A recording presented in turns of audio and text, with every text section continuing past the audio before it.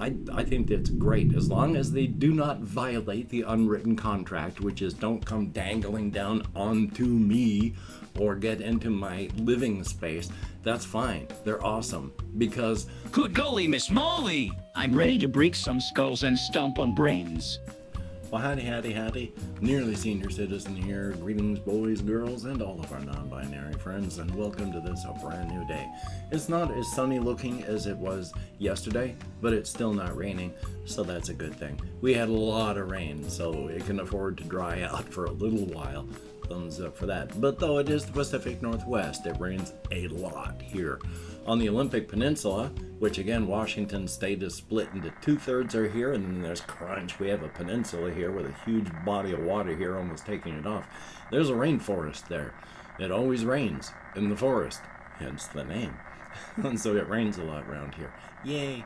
But I took some Benadryl before going to bed last night to make sure I would sleep, and though I didn't sleep great or a lot, at least I slept more than an hour. Hokey smokes. Yeah, insomnia blows. And of course, front loading of videos. Hey, if you could toss me a like, that'd be awesome. If you could subscribe to the channel, that'd be cool too. If you could leave me a comment, that would be very, very awesome. And I would like to thank each and every one of my Patreon patrons. These beautiful and awesome people are literally beautiful and awesome. They help to keep me and my kitty cat, my little hamster Ghost, alive. One day, Ghost will be up and running around again when I'm recording, and then I'll be able to show him off. He's a middle-aged hamster now. He's gotten older, so I figure maybe about a year left in him. I hope, so we shall see. He's a good little guy. If you'd like to help me out by becoming a patron, I can speak English. The links are in the show more. And if you'd like to help me out without becoming a patron, there's a PayPal link. If you'd like to help me out without sending money, there's an Amazon wishlist link with cat food on it, so thumbs up for that. Front loading of videos over. Yay. So yeah, at least I slept. I got to bed after midnight, but I fell asleep moderately soon afterward, and it was after 5 o'clock that I got out of bed, around 5:30. Awake a little bit before that, but at least I slept during that period of time, so thank goodness. And it was a sunny but not super hot day yesterday. That's gonna change, but you know, at least it was warm-ish, and then it wasn't too warm in the evening. Thumbs up for that. A very, very good thing. And I've been walking up to Walmart and back to get my exercise that way instead of walking around in town. And hokey smokes, my legs have been so sore when I've been getting back. I don't know what's going on, why my legs are hurting so much, but every single day, and I've been doing this every single day, I take 3 200 milligram ibuprofen tablets before I go walkies for about an hour and a half before I leave.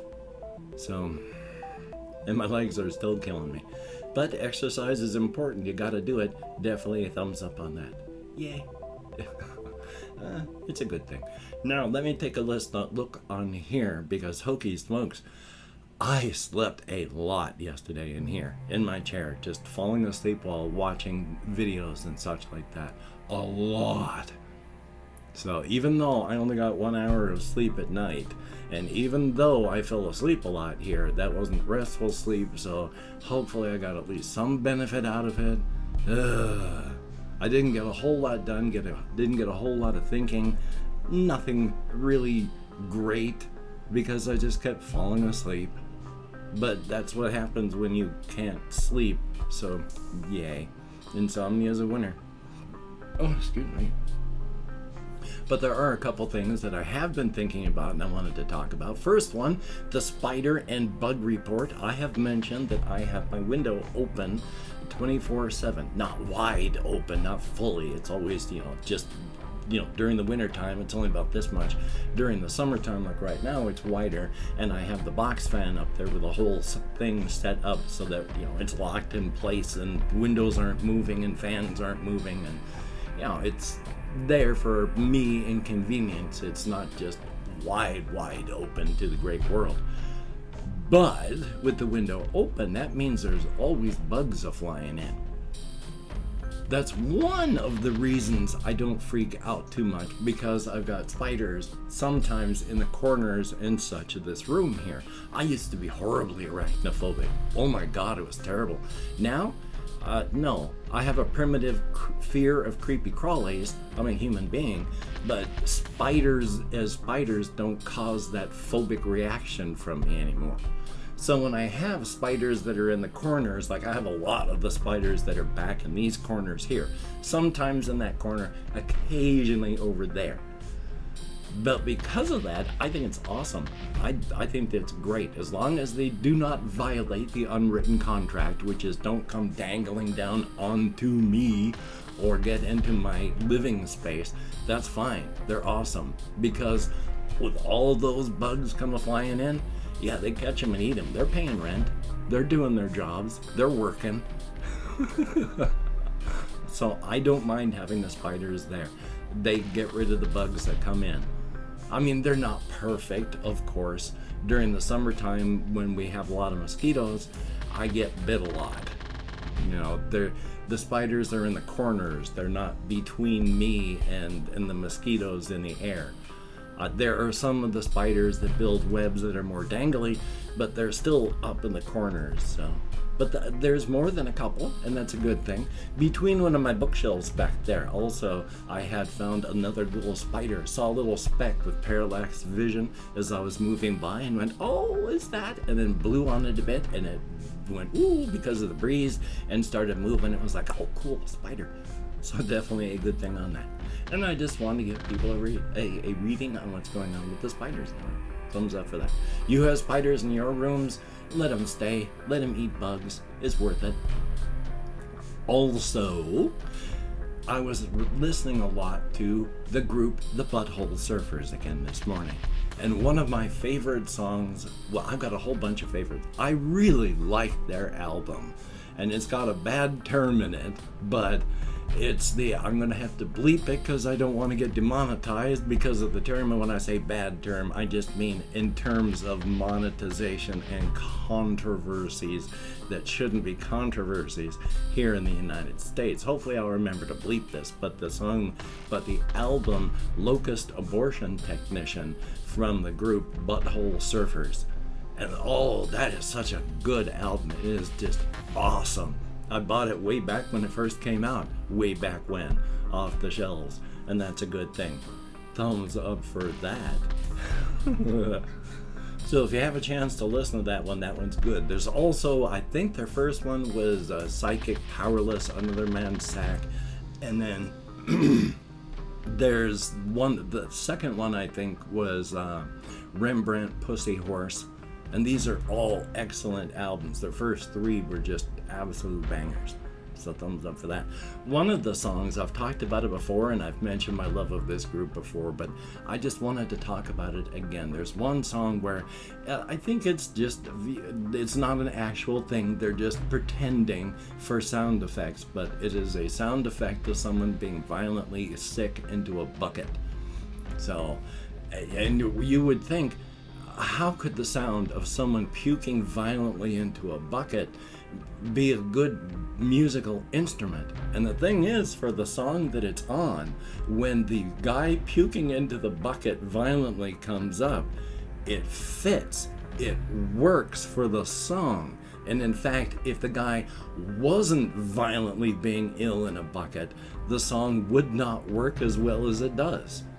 It is amazing in that fashion. Anything can be a musical instrument at the right time.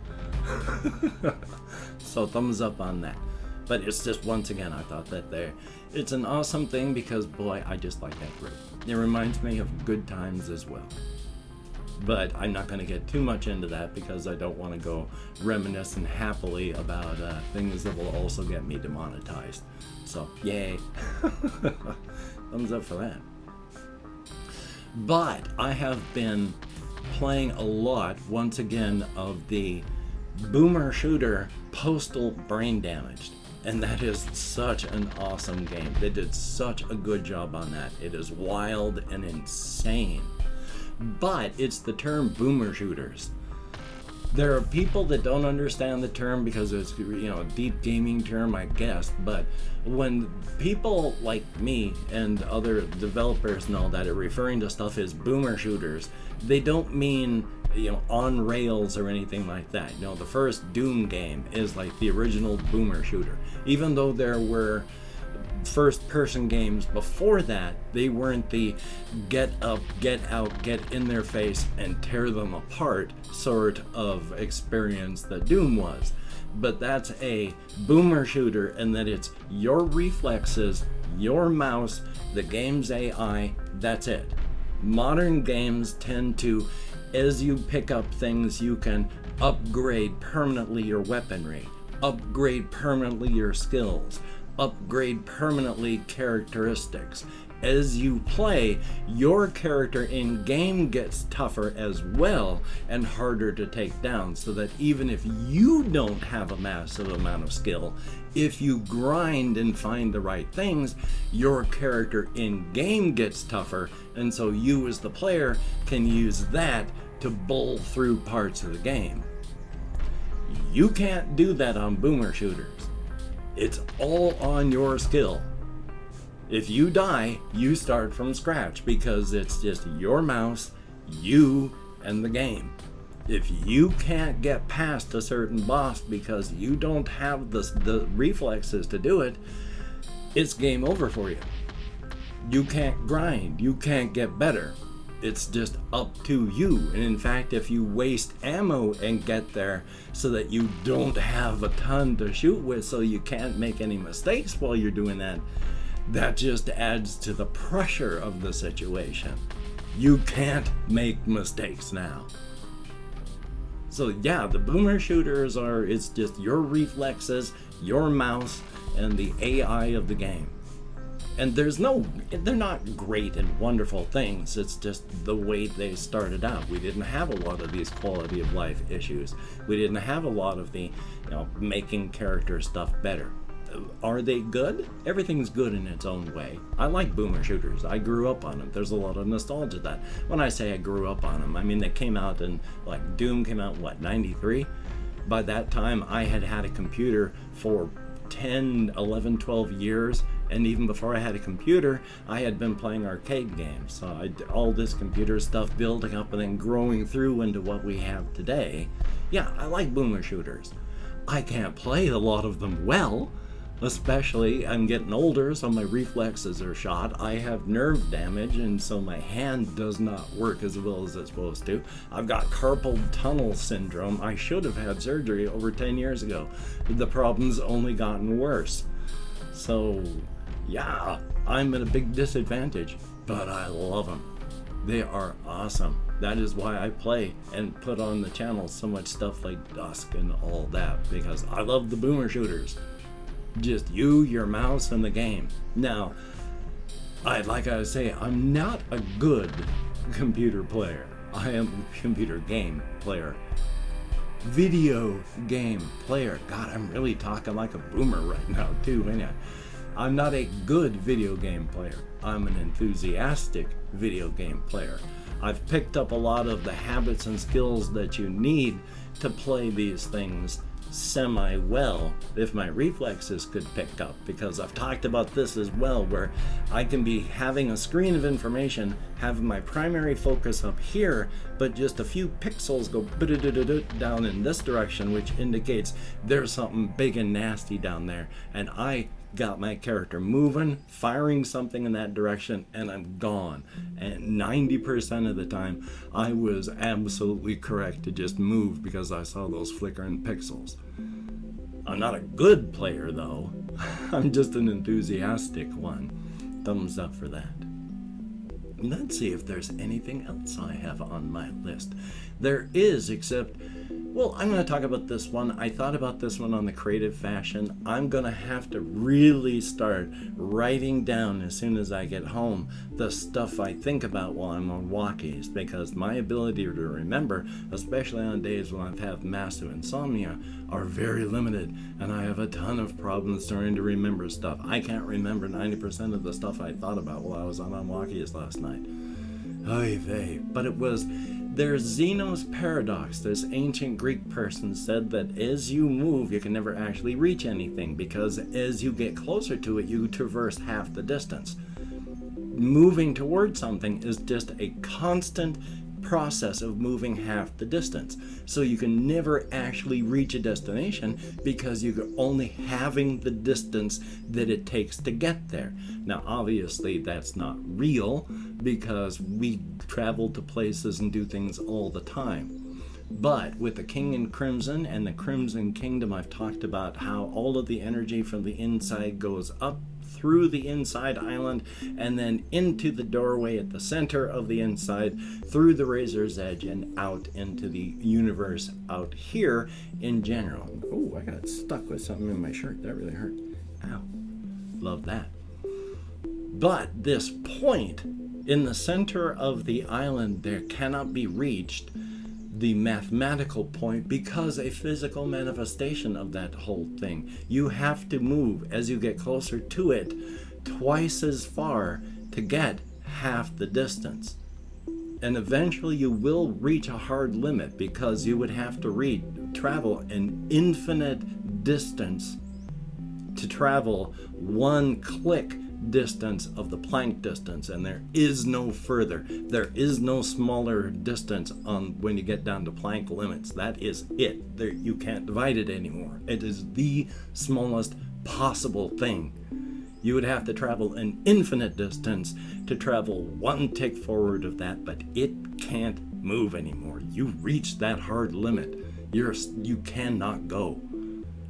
I'll talk more about that because I left it for so long that if I don't do this now, I've run out of time. But I'm going to go through and thank however many people have left me comments in the last 24 hours on my community tab. And if I mispronounce the username, no disrespect is intended. And even though I count in American Sign Language, well, Hokey smokes. Hokey smokes. You see, now my brain works this morning. Jesse Koskinen, good to see you in the comments. And no, that was just the horse head. Thumbs up and good to see you. The top. Thank you very, very much. Greatly appreciate it. Trying again, 334. I did, thank goodness. Thankful? Thank you. Confused Owl 29. Oh, Hokey smokes. Yeah, I don't know how I survive either. Stephen Blanchard, good to see you in the comments. Thank you. Sebastian Ferris, and thank you very, very much. Greatly appreciated. Rigatonia, thumbs up, and that would be a good thing. Dude, thumbs up, and thank you very much. We have Lucas, greatly appreciated, and thank you very, very much. Kryptonite, greatly appreciated, and hopefully I said some things that help. AKS Sigma Team, who's given me some good information on a new Sigma Team game, and I love those Sigma Team games, so I'm going to be checking that out. And we have Ben B, thumbs up, and thank you very much. FEURTHAN, who apparently read the title but didn't see so much, but thank you very, very much. And that is it. 13 people who left me comments in the past 24 hours. Greatly appreciated. Get me out of my head, into the world, dealing with real people, and that is appreciated. Definitely a good thing. So I'm going to try not to fall asleep too much today. Oi. I'm going to watch videos. I'm going to listen to music. I'm going to play a lot of video games. I'm going to edit videos. I'm going to do things, but it's not going to really be consequential things. Hopefully you're going to have a good day today as well. That would be a very good thing. Definitely a thumbs up. And of course, with the Covfefe bug raging, please take the appropriate precautions for your area. It's not gone. It is still infecting and killing around the world and in the United States.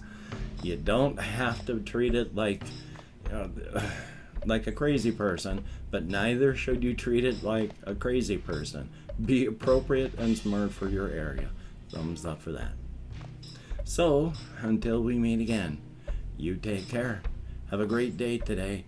I will see you on the flip side, and I do think that is a very good idea.